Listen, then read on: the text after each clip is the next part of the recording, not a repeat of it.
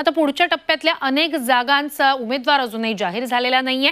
नाशिक ही त्यातलीच एक जागा आहे। लोकसभा मतदारसंघातून छगन भुजबळ यांनी इथून माघार जरी घेतली असली तरीही त्यांचे विश्वासू सहकारी दिलीप खैरे यांनी मात्र उमेदवारी अर्ज घेतलाय, त्यामुळे खळबळ उडालेली आहे। दिलीप खैरेंचे बंधू अंबादास खैरे यांनी त्यांच्यासाठी उमेदवारी अर्ज विकत घेतल्याची माहिती आहे। छगन भुजबळ यांना मराठा समाजाकडून मोठ्या प्रमाणात विरोध होऊ शकतो असं भाजपला वाटतं, त्यामुळेच भुजबळांनी माघार घेतली असली तरी त्यांच्याच गोटातील उमेदवार दिला जाणार असं समोर येत आहे। एका बाजूला शिंदे गटातून हेमंत गोडसे, अजय बोरस्ते तर भाजपकडून स्वामी शांतिगिरी महाराज बाशिंग बांधून बसलेत।